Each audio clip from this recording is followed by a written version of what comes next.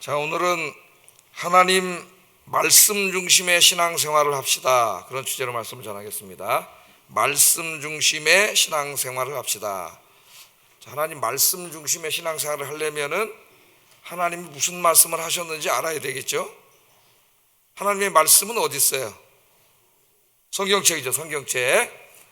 하나님 말씀 중심의 생활을 한다고 또 하나님께서 매일매일 나에게 이렇게 신앙생활을 해라 이렇게 말씀하셔가지고 직접 말씀하셔서 그 말씀 듣고 하라는 게 아니고, 하나님은 우리가 어떻게 신앙생활을 해야 되는지, 또 어떻게 이 도덕적인 삶을 살아야 되는지 다 말씀해 주셨어요.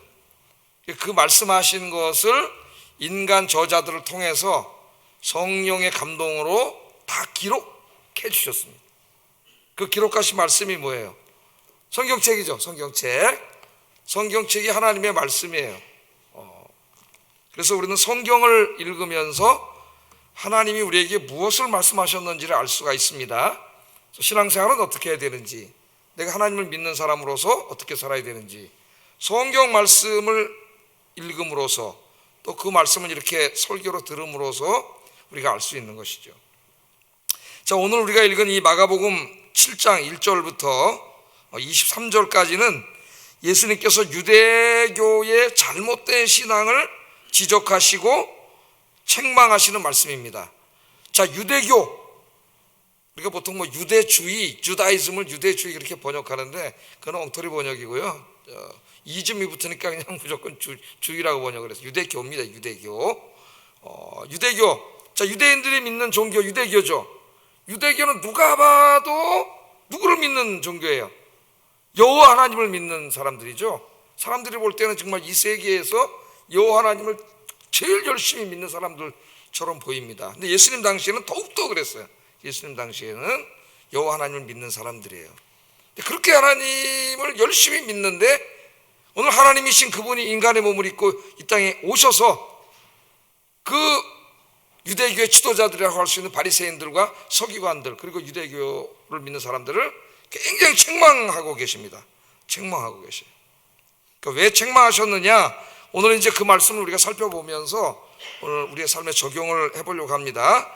당시의 유대교는 모세 율법을 해석해서 많은 종교 규례들과 전통들을 만들어 가지고 그거를 지켰습니다.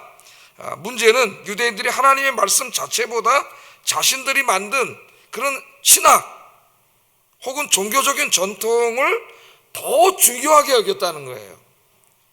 성경은 하나님의 말씀인데 그 말씀을 해석해서 우리에게 적용시켜 주는 것은 나쁜 게 아니죠. 저도 지금 그렇게 하는 것이고요. 근데 이 사람들은 그렇게 하면서 자기들의 어떤 그 종교 규례들을 만들었어요. 규례들. 이제 자세히 이따가 좀 살펴볼 겁니다. 근데 그 종교 규례들을 만들어서 지키는데 시간이 지나면서 하나님의 말씀은 이렇게 옆에다 제쳐놓고 뭐가 중심이 돼요? 그 인간이 이걸 성경을 해석해서 자기들 나름대로 해석해서 만들어 놓은 그런 종교적인 규례들이 더 중요하게 됐어요. 더 중요하게. 그래서 나중에는 이 둘이 하나님의 말씀과 자기들 신학, 자기들의 종교적 전통이 충돌을 하면은 하나님 말씀을 제쳐놓고 종교 전통을 더 지켰어요. 그래서 우리 예수님께서 이제 이러한 신앙, 잘못된 신앙에 대해서 굉장히 책망을 하십니다. 먼저 책망하시는 말씀만 좀 볼까요? 한번 8절 7절 한번 읽어보겠습니다. 시작.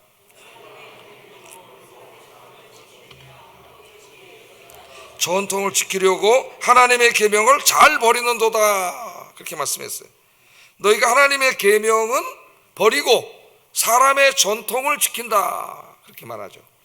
또 13절도 한번 읽어봅니다. 13절 시작.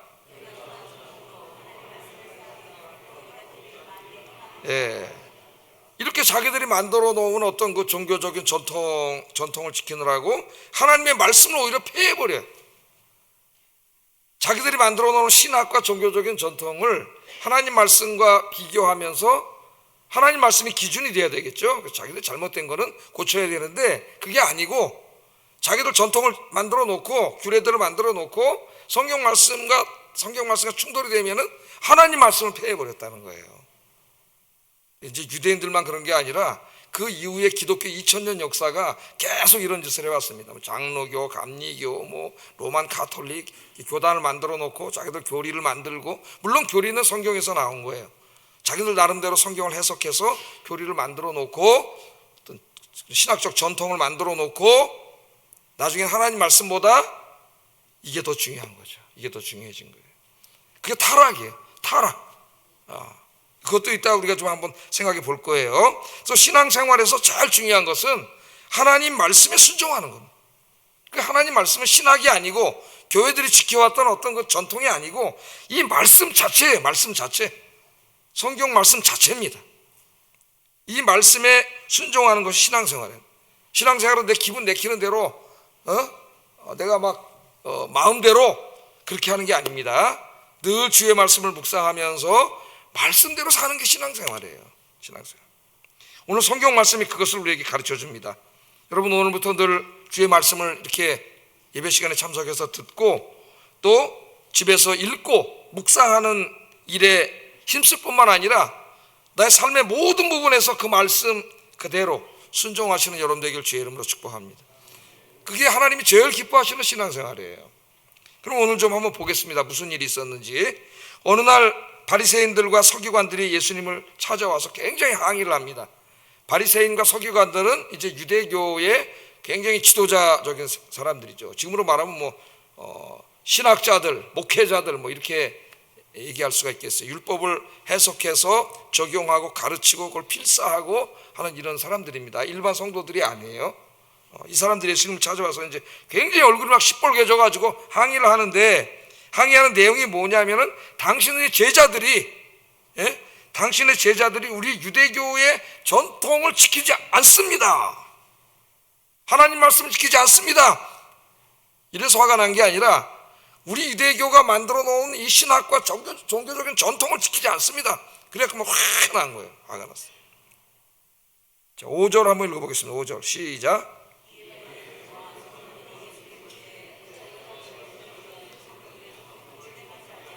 부정한 손으로 떡을 먹나이까. 오늘은 이제 여기 12를 건 게 뭐냐면은 장로들의 전통을 지키지 않은 게 뭐냐면은 부정한 손으로 떡을 먹은 거라 그러죠. 부정한 손으로 떡을 먹었다 그래요.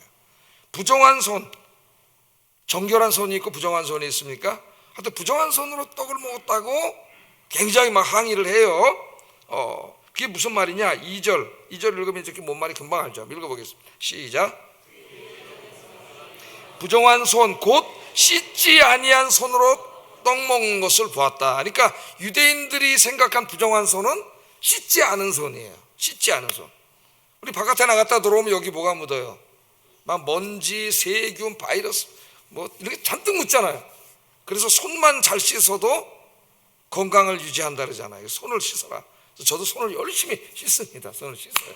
네?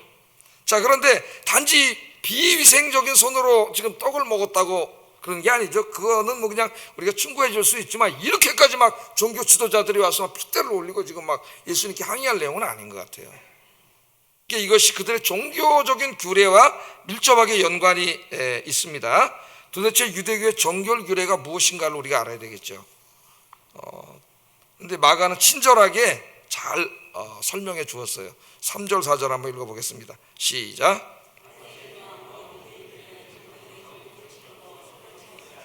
음식을 먹지 아니하여 또 시장에서 돌아와서도 물을 뿌리지 않고서는 먹지 아니하며 그 외에도 여러 가지를 지켜오는 것이 있으니 잔과 주발과 녹그릇을 씻음이러라.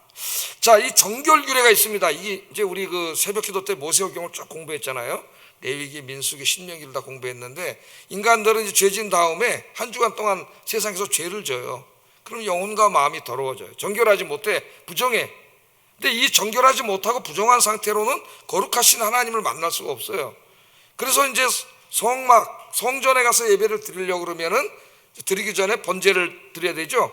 그래서 한 주간 동안 지은 죄를 용서받아야 됩니다. 속죄함을 받게 되고, 그 다음에 이제 거기 가서 드릴 때에도 제사를 하나님께 드린 것을 다 그릇을 씻고 깨끗하게 하고 물동 앞에서 제사장까지도 다 손을 씻고 다 이걸 했어요. 하나님 그렇게 하라 그랬어요. 자, 이 말씀을 읽고 이제 이들이 이렇게 해석을 한 겁니다. 그리고 적용을 한 거예요. 자, 하나님이 왜 이걸 이렇게 깨끗이 씻으라 그랬을까요? 손 씻고 물두멍에다가 깨끗하게 하고 그릇도 씻고 왜 그러라 그랬을까요? 위생적인 문제만은 아니겠죠. 그릇을 씻고 손을 씻고 발을 씻으면서 무엇을 생각하도록 한 거예요, 하나님이? 그렇죠. 나의 영혼과 내 마음, 하나님 앞에 지금 들어가서 예배를 드려야 하는 나 자신이 죄로 오염되어 있잖아요. 손을 씻으면서 그릇을 씻으면서 하나님이 주시는 진짜 메시지는 어디에 있는 거예요? 그 자체에 있는 게 아니라 이 자체는 하나의 형식일 뿐이고 이것을 통해서 회개하라는 거죠. 자신을 하나님 앞에 돌아보는 게 중요한 거죠. 마음과 영혼을 깨끗이 씻는 게 중요한 거지 않습니까? 근데 이것을 이제 해석해 가지고 굉장히 중요하게 지켰어요, 이 유대인들이.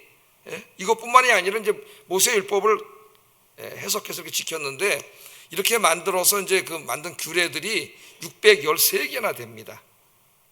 그래서 하나님을 믿는 백성들은 이런 해야 되고 이런 하지 말아야 된다. 이렇게 613개를 만들었는데 이 613개는 유대 사회에서는 하나의 법이에요. 유대 사회는 종교 사회이기 때문에 그게 단지 종교의 규례일 뿐만 아니라 그 사회의 헌법이나 마찬가지입니다. 그러니까 변호사들은 신학자이면서도 동시에 이 바리새인들은 신학자이면서도 동시에 변호사예요. 그 시대의 법률 전문가이기도 해요, 그 사람들이. 그 613개 할라카를 만들었는데 이걸 할라카라 그래요. 할라카라고 하는데 이거는 이제 구전전승으로 내려왔습니다. 구전전승, 그러니까 오랄 트래디션이에요. 이게 글로 쓴 게 아니에요. 그 유대인들은, 예수님 당시의 유대인들은 이 할라카 613개 항목을 다 암송합니다. 달달달달 외워요, 이 말씀을. 왜? 말씀대로 살아야 되고 또 어떤 건 안 해야 되기 때문에 달달 외워요. 그래서 제가 이거 설명할 때마다 우리나라 옛날에 어렸을 때 국민교회 헌장 외운 얘기를 하잖아요, 그죠? 아침에는 이제 국민교회 헌장 한 번도 안 외워본 사람은 많이 손들더라고. 아침에는 우리 저 젊은 선생님들이 많이 예배를 드려가지고, 여기 계신 분들은 아마 대부분이 다 외우고 자랐을 거예요. 책 앞에 다 있잖아요. 우리는 민족 중에 역사적 사명을 띠고 이 땅에 태어났다, 이렇게 시작됨으로써 우리가 이 땅에 왜 태어났는가를 국가가 규정해 줬어요. 우리가 태어난 목적이 뭐예요? 민족 중흥이라고 하는 역사적 사명을 띠고 이 땅에 태어났다. 그래서 외웠는데 이제 그게 너무 국수주의적이라고 해서 이제 지금은 외우지 않죠. 다 외웠잖아요. 우리가 외운 게 많습니다. 그러니까 이 사람들 다 외웠어요, 이 말씀을. 그래서 이제 이걸 말씀을 지켰는데 이 말씀이 이렇게 이제 구전전승으로만 내려오다가 AD 70년에 오면은 성전이 이제 로마군에 의해서 불타버리잖아요. 없어져요, 성전이. 영원히 땅에서 없어집니다. 유대교의 두 축은 성전과 율법, 토라예요. 근데 성전이 불타버렸어요. 그래서 그 다음부터는 유대교는 성전이 약화되고 뭐 중심의 종교가 되냐면은 토라 중심의 종교가 됩니다. 말씀 중심의 종교가 되고 그때부터 이제 랍비들이 활발하게 일어나면서 토라 연구를 해요. 그래서 AD 2세기에 넘어오게 되는데 AD 2세기를 우리가 탄나임 시대라고 하는데, 탄나임 시대, 유대계 랍비들을 의미합니다. 그래서 이제 그들이 이 613개가 오랄 트래디션, 구전전승으로 내려왔었는데 이것들을 성문화하기 시작해요. 다 책으로 만드는 거죠. 글로 쓰는 거예요. 이제는 외울 필요가 없어요. 이제는 다 써요. 쓰고 또 그것을 다 주의를 합니다. 그 학자들이 다 주의를 하게 돼요. 그래서 이 구전전승을 성문화해서 책으로 만든 걸 미시나라, 여러분이 이제 알고 있는 미시나가 그겁니다. 그리고 이 미시나를 해석한 거죠, 학자들이. 해석해서 이제 해석을 단 거를 게마라라고 하는데, 이거 게마라가 있어요. 그래서 우리가 알고 있는 탈무드는 이 미시나, 할라카를 성문화한 미시나와 그 다음에 이것을 주석한 게마라, 그리고 랍비들의 지혜의 이야기를 묶어놓은 학가다라고 하는 것이 있는데 이 세 가지를 합친 방대한 책이에요. 이 탈무드는 우리 이제 시중에서 파는 거 많은 거 몇 개씩 묶어서 파는데 방대한 책입니다. 이 탈무드, 이걸 탈무드라고 합니다. 탈무드. 유대교의 경전이라고 할 수가 있겠죠. 자, 그 유대교는 이 중에 이제 하나가 뭐냐면 정결 규례입니다. 하나님 앞에 서는 사람, 하나님을 믿는 사람은 항상 정결해야 된다. 그런데 이 정결하려면 어떻게 되느냐? 바깥에 나갔다 오면 항상 손 씻고 발 씻고 목욕하고 주발 다 깨끗하게 다 닦고 밥 먹을 때 항상 손 씻고 먹어야 된다는 거예요. 그러면은 문제는 그 자체는 나쁜 게 아닌데 그것만 하면, 그 형식을 하면은 행동으로 옮기면 하나님 앞에 정결하게 된다고 생각을 한 거예요, 이 사람들이. 하나님은 왜 아까 이거 주신 원래 의미가 뭐예요? 이거는 상징적인 행동이고 그것을 하면서 자기의 죄를 깨끗게 하는 게 핵심적인 하나님의 가르침인데 그 하나님의 말씀 본질은 싹 없어지고 시간이 흐르면 흐를수록 종교적인 형식만 남는 거예요. 모든 종교가 다 그렇습니다. 나중에 본질은 다 사라지고 형식만 남아요. 형식만. 그 우리도 이제 우리 교회 장로교회인데 장로교회는 한 500년 전에 칼빈의 그 종교개혁의 바탕 위에서 이제 교회가 세워진 그런 전통을 같이 하는 교회죠. 가톨릭의 타락을 개혁하고 일어난 교회들입니다. 훌륭한 거예요. 칼빈이 그 당시에 막 주석도 쓰고 교리서인 막 이 기독교 강의도 쓰고 막 그것이 지금 장로교에 엄청난 영향을 미치고 있는데, 그러나 칼빈은 하나님이 아니. 칼빈이 쓴 주석과 기독교 강의도 성경책이 아니에요. 근데 어느 날 제가 이렇게 이제 미국에서 바울 신학을 공부하면서도 이렇게 보면은 말로는 그렇게 하지 않지만 그들의 글이나 이런 걸 보면은 하나님 말씀보다 어떤 깔뱅이 더 위에가 있을 때가 참 많아요. 그래서 안타깝죠. 그렇게 해석을 하면은 칼빈 혹은 종교개혁가들과 안 맞는데요, 이런 식으로 얘기를 해요. 그 종교개혁가하고 칼빈이 뭐 어쨌다는 거예요. 저도 그분들을 존경하고 그분들의 신학을 존중하지만은 그렇게 얘기하면 안 되는 거지. 하나님의 말씀이 더 중요한 거죠. 말씀이. 우리도 이거 조심해야 됩니다. 교회도 그렇고 우리 오래된 이 장로교 전통교회 안에 그런 일들이 이제까지 많았어요. 지금은 이제 거의 다 많이 없어졌지만 뭐 여기 이제 드럼이나 이런 타악기를 교회에서 할 수 있느냐, 전자기타를 칠 수 있느냐, 이런 문제들이 많이 논의가 되고, 교회에서 찬송가 외에 이 CCM이나 가스펠송을 부를 수 있느냐, 이것도 뭐 엄청나게 막, 심지어는 저 어렸을 때는 장로교회에서 우리가 부르는 가스펠송을 사탄의 음악이라고 같이 했어요. 이 타악기는 사탄 악기라고. 성경책을 보면은 손뼉 치고 소고가 뭐 타악기지 뭐요? 수군과 비판은 현악기고, 다 동원해서 하나님 찬송하고 막 춤추고, 바울은 막 너무 찬양하다 바지가 흘러다니는지 모르고 춤추고 막 이랬는데, 우리 장로교 쫙쫙하게 선배식으로 예배드리는 거 그게 교회 전통이었어요. 그 전통 때문에 하나님의 말씀에는 분명히 이렇게 하고 있는데 이걸 거절해버리고 그렇게 하는 사람들을 막 몰아붙이고 이런 일들이 많았어요. 이제 좀 이해하기 쉽게 제가 말씀을 드리는 거예요. 지금은 이제 거의 많은 그런 교회가 없어졌습니다만은 뭐 주의를 지키는 문제라든가 다 이런 것들이죠. 자, 그 손을 씻고 그릇을 씻는 행위는 뭐 위생적으로나 중요하고 또 율법에도 그렇게 하라 그랬기 때문에 중요한데, 하나님이 그것을 하라고 한 본질은 뭐냐, 이게 중요해요. 본질은 그릇을 닦고 손을 씻으면서 네 마음을 씻어라, 이게 본질이에요. 하나님 앞에 마음과 영혼을 깨끗하게 하라. 제가 이제 아주 가끔, 우리 집사람이 있기 때문에 거짓말을 못합니다. 제가 아주 가끔 설거지를 이제 보면 이렇게 좀 컨디션이 안 좋은 것 같으면 쫙 가서내가 설거지를 하는데, 설거지를 하면 이제 보통 우리 사람이 자기가 해요. 왜냐하면 내가 늦어. 내가 또 싹 해가지고 하나 닦을 때마다 이 퐁퐁을 짜가지고 또 물에다가 쫙 뽀드득 소리 날 때까지 내가 딱 해가지고 이제 하나씩 탁. 근데 이제 막 스트레스가 좀 해소되더라고요. 뽀드득 끓이니까. 매일 하시는 우리 주부들은 스트레스가 될 수도 있어요. I understand you. 가끔 닦는다 뽀드득 끓이니까 막 스트레스 해소도 돼요. 근데 어떨 때는 이제 그릇을 닦으면서 하나님 깨닫게 하실 때가 있습니다. 야 임마, 그릇만 닦지 말고 네 마음을 닦아라. 깨닫게 하실 때가 있어요. 그래서 기도를 해요. 하나님, 내가 이 설거지 하면서 그릇을 이렇게 깨끗이 닦고 있는데 하나님 앞에서 나는 누굽니까? 지금 오늘도 죄 짓고 하나님 앞에 불량하게 살았는데, 하나님 내 마음도 영혼도 이 시간에 깨끗게 씻어주세요. 그릇이 깨끗하게지니까 얼마나 좋아. 반짝반짝 빛나고, 하나님 앞에 나도 이렇게 거룩하게 해주세요. 이렇게 기도를 할 때가 있어요. 그러면 그 시간은 단순히 설거지하는 시간이 아니라 하나님 앞에 예배하는 시간이 됩니다. 그렇게 하시기를 주의 이름으로 축복합니다. 스트레스 안 받아.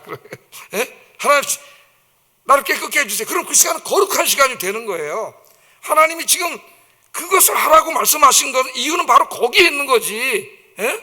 손 씻고 발 씻으면 위생적으로는 깨끗하겠지만은 그게 무슨 우리 영혼과 마음을 씻겠습니까? 근데 이 어리석은 사람들이 본질은 다 없어지고 시간이 지날수록 껍데기 형식만 계속 남아서 껍데기만 지키게 되는 거예요. 여러분들 하나님 앞에 홀로 서서 나 자신을 돌아보고 기도와 말씀으로 나 자신의 마음과 영혼을 매일 깨끗하게 하시는 여러분 되기를 주의 이름으로 축복합니다. 그릇만 닦고 손만 닦고 맨날 껍데기만 하고 형식만 하고 입으로만 하나님 얘기하면 뭐 하겠어요? 하나님 우리의 마음을 보시는데 중심에 하나님이 계셔야지. 중심에, 여러분 마음의 중심에 하나님 모시기를 주의 이름으로 축복합니다.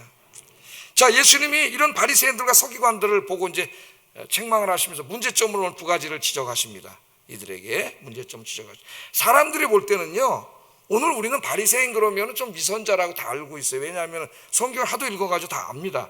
그러나 그 당시 유대인들에게 바리새인 서기관들은 굉장히 존경받는 사람이에요.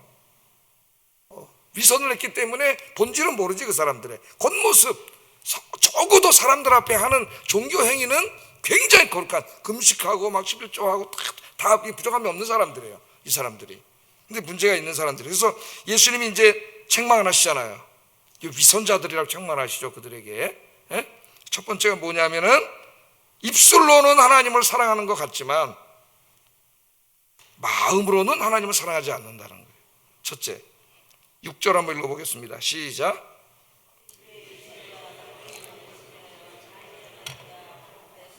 이 백성이 입술로는 나를 공경하되 마음은 내게서 멀다. 이사야서 29장 13절을 인용하신 말씀인데, 예수님 때로부터 한 600년 전인 이사야 시대에도 그들은 그렇게 살았어요, 유대인들은. 그러니까 말하고 또 그들이 종교 행위를 하는 걸 보면 굉장히 거룩해 보여요. 하나님을 늘 이야기하고 회당 예배에 나와 있고 굉장히 거룩해 보여. 사람들이 다 존경해. 3시만 되면은 성전에서 나팔을 불면은 3시에 나와서 길거리 저작거리에서 탁 손들고, 바리새인들은 서서 기도합니다. 하늘에 손 들고 기도하는 사람들은 다 바리새인들이에요, 서기관들. 그 사람들이 속은 거야. 저 사람들 굉장히 경건한 사람들이구나. 오늘날 우리 목사 같은 사람들이나 신학 교수들이나 교회 중직자들이나 다 여기 해당된다 할 수가 있겠죠. 그런데 오늘 주님 뭐라 하느냐면, 말로는 하나님을 사랑하는 것 같은데 네 마음에 하나님이 없다는 거예요. 하나님을 사랑하지 않는 거예요. 그냥 종교사회다 보니까 사람들로부터 존경받으려고 그런 행위를 하지만 진짜 그 마음에 하나님을 사랑하는 마음은 없어요. 하나님 생각하지 않아요. 그래서 우리 예수님이 위선자라, 회칠한 무덤이라, 독사의 새끼들이라 그랬잖아요. 회칠한 무덤이 뭐예요, 여러분? 유대인들은 이렇게 바위를 파고 거기다 시신을 넣지 않습니까? 그리고 이제 바위돌로 이렇게 굴려서 막아놓는데, 그런 겉에는 이제 깨끗하게 보이려고 하얀 회칠을 해놓는다. 회칠을. 그럼 겉에서 보면 하얀 건물처럼 이쁘게 보여요. 그러나 그 문을 열면은 안에는 시체 썩는 냄새가 나는 거예요. 이게 회칠한 무덤이에요. 회칠한 무덤 같은 자. 겉으로는 굉장히 종교적으로 거룩하고 깨끗한 것 같지만 그 안에서는 하나님은 없고 온갖 죄악으로 썩는 냄새가 나는 사람. 사람은 속일 수 있지만 하나님은 어떻게 속입니까, 여러분? 하나님 우리의 마음을 보는데. 그래서 우리 하나님은 시편 51편 17절에 하나님 그런 껍데기를 보는 게 아니라 마음을 봐요. 한번 읽어보겠습니다. 시작. 하나님이여 상하고 통회하는 마음을 주께서 멸하시지 아니하시리이다. 하나님 앞에 가서 열심히 손 씻고 발 씻고 그릇 씻고 이런 외형적인 그 형식을 무시하는 게 아닙니다. 그것도 해야 되지만 그것들을 함으로써 정말 중요한 게 뭐예요? 우리 상한 심령을 하나님 앞에 내려놓는 거예요. 주님 앞에 나와서 그릇을 씻고 손을 씻는 것보다 더 중요한 것은 마음을 씻는 거죠. 마음. 나의 영혼을 깨끗하게 하는 거예요. 오늘도 죄인이 나왔습니다. 그 상한 마음으로 하나님 앞에 나와서 철저히 가슴을 치면서 회개하고 기도하는 것, 하나님이 그걸 기쁘게 받는다는 거예요. 황소를 드리고 제물을 드리는 것보다 상한 심령을 하나님이 원하신다. 주님 앞에 나오는 여러분의 마음이 늘 이렇게 마음속에 하나님을 사랑하고 상한 심령으로 주님 앞에 나오시기를 주의 이름으로 축복합니다. 두 번째, 이제 이 말씀을 하시면서 오늘 설교와 설교 주제와 관계해서 강하게 책망하시는 게 있어요. 그게 뭐냐면은 하나님 말씀보다 너희는 너희 신학과 너희 종교적 전통을 더 위에 뒀다는 거예요. 이거는 타락이에요. 타락. 7절 9절 한번 읽어보겠습니다. 7절 9절 시작.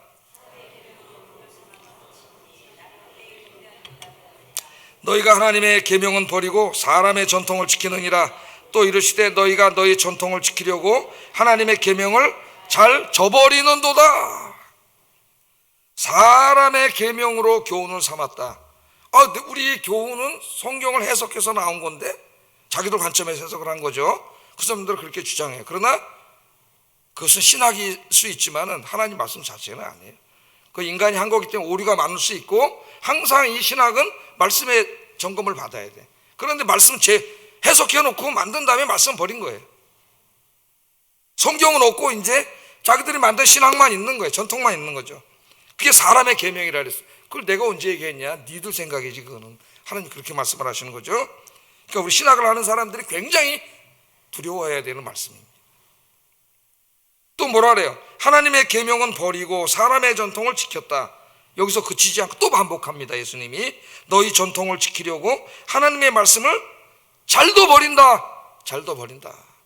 그러니까 오늘 교단이 만들어지고 교회가 세워지고 거기 교단의 신학이 만들어지고 교회 전통이 만들어지고 하는 이제 그 자체들은 맨 처음에 취지는 하나님을 더 잘 섬기기 위해서 만든 것이었으나 그것을 절대함으로써 시간이 지날수록 이게 우상이 되는 거예요. 그 유대교도 나중에 성전이 우상이 됩니다, 여러분. 성전이. 그게 하나님의 말씀보다도 하나님보다도 더 우선이 되니까 우상이 되는 거예요. 그래서 이제는 하나님 말씀 버렸다 그래. 예수님이 그렇게만 말한 게 아니라 이제 한 가지 예를 들어요. 오늘 그 예를 드는데 그게 우리가 잘 알고 있는 이제 고르반이라고 하는 유대인들의 신학입니다. 고르반이 뭐냐? 한번 10절 13절 한번 읽어보겠습니다. 시작.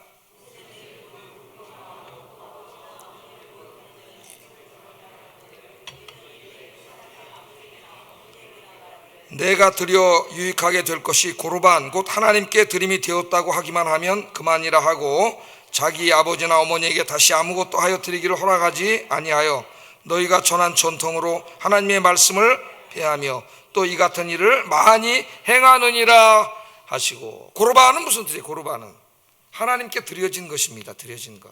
그게 뭐 예물이든 돈이든 하나님께 드려진 예물이나 돈은 그것은 이제 이 유대교 신학에서 해석을 하면서 하나님께 드려진 것은 이제 이미 하나님께 됐기 때문에 다른 용도로는 절대 쓸 수 없다. 그거는 훌륭한 거죠. 그것을 어겼던 사람이 사도행전에 아나니아와 삽비라가 나오잖아요. 자기가 드리겠다고 약속을 해놓고 아까우니까 반은 빼돌렸잖아요. 예? 그건 이미 하나님께 드리기로 약속했기 때문에 자기 게 아니에요. 이제 이게 고르반 전통입니다. 그 자체는 훌륭한데 이 사람들이 이 고르반을 이제 교묘하게 이제 이용을 해 먹었다 그래요. 예수님께서 나쁜 방법으로. 그게 뭐냐면은 오늘 여기 말씀한 대로 하나님은 십계명, 모세를 통해서 십계명을 주시고 십계명에 네 부모를 공경하라. 아버지나 어머니를 모욕하는 자는 죽임을 당하리라 말씀하셨단 말이에요. 하나님이 인간에게 주신 계명 중에 가장 중요한 계명은 효도예요. 효도. 부모님을 공경하는 거예요. 부모님을 봉양하고 부모님 봉양한다 그러죠. 이제 부모님을 봉양하는 거예요. 이게 제일 중요한 계명이에요. 그런데 유대 사회에 살다 보니까 이 사람들이 이제 부모님이 자꾸 오래 살고 이제 이렇게 되다 보면서 마음적으로 이제 자꾸 이렇게 봉양하고 이런 게 이제 싫어진 거예요. 예? 그런데 모세의 율법이 봉양하라 그랬잖아요. 근데 가만히 보니까 바리새인들의 가르침 속에 고르반이라는 가르침이 있거든. 하나님께 낸 것은 다른 용도로 절대 사용할 수 없음. 이걸 악용을 해가지고 제사장하고 짜고 내 제사니까 다 이제 하나님께 하나님께 드렸습니다. 고르반 사역을 하는 거죠. 그리고 부모님을 부양하지 않는 거예요. 부모님 생활비도 드려야 되고 뭐 이렇게 다 해야 되는데 이걸 안 해. 그리고 이제 사람들이 뭐라 하면 나 이거 고르반으로 다 하나님께 드렸기 때문에 할 수가 없습니다. 이렇게 함으로써 너희의 전통을 지키려고 네 부모를 공경하라고 하는 하나님의 제일 중요한 말씀을 어겼다는 거예요.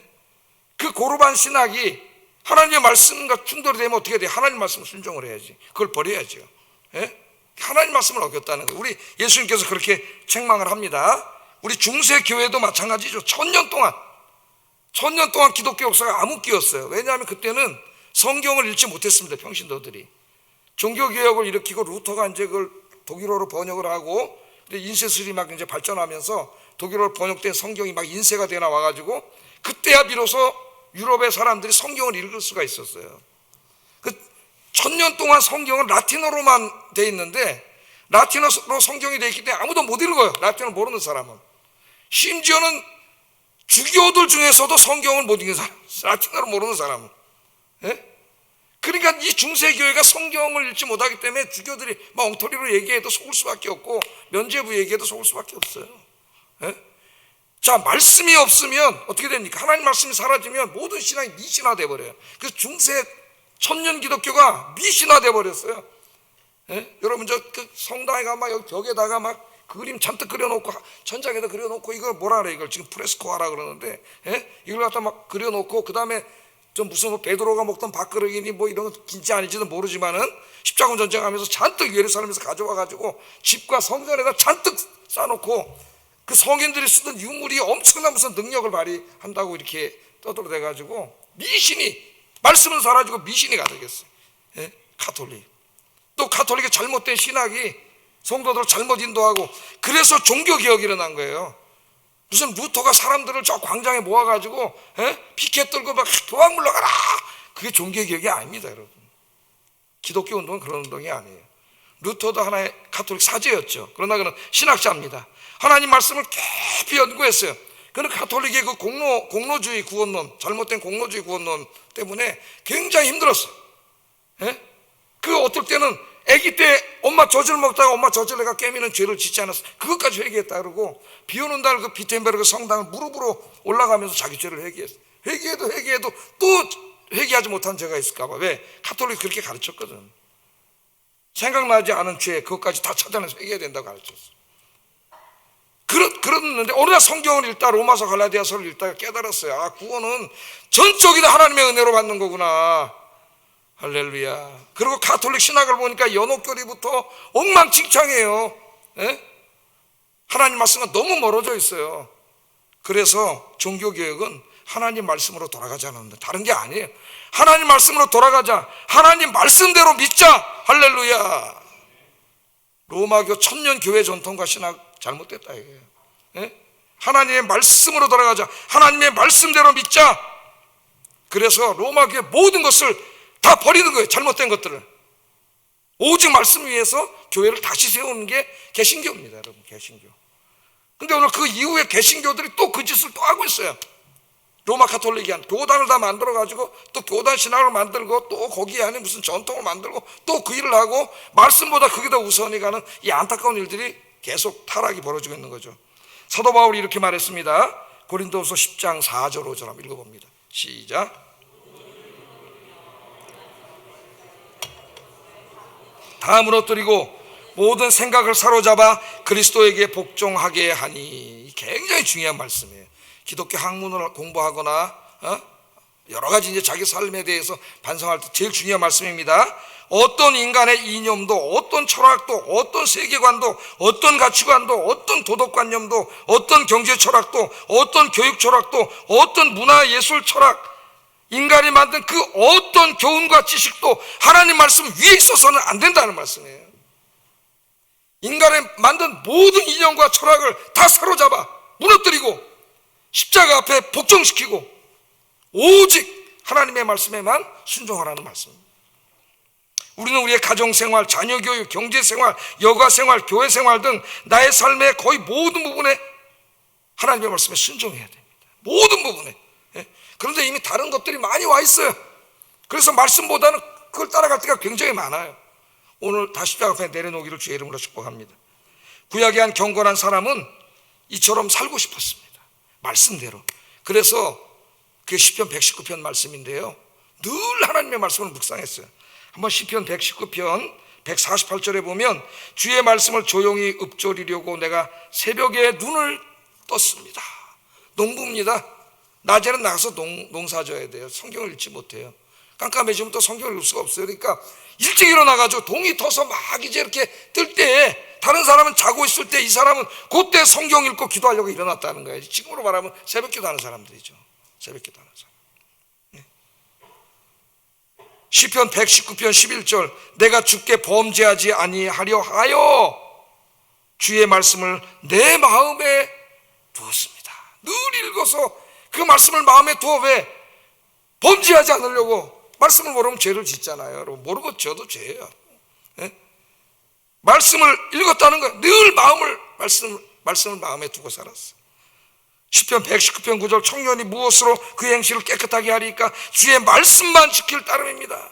우리 젊은이들, 일부 때는 젊은이들이 많이 예배를 드리는데, 젊은이들이 그 유혹하는 게 얼마나 많습니까? 그 젊은이들을 깨끗게 할 수 있는 건 주의 말씀밖에 없다는 거예요. 주의 말씀. 날마다 이 하나님 말씀을 이렇게 묵상하면서 말씀 속에 주님을 만난 이 사람이 또 이렇게 고백을 해요. 다 시편 119편 같은 말씀이에요. 103절에 같이 한번 읽어보겠습니다. 시작. 꿀보다 더 답니다.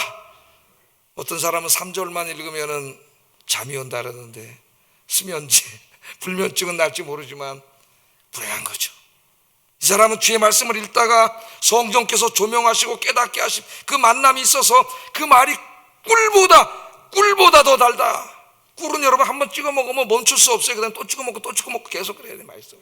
하나님의 말씀 꿀보다 더 달아. 또 이렇게 고백합니다.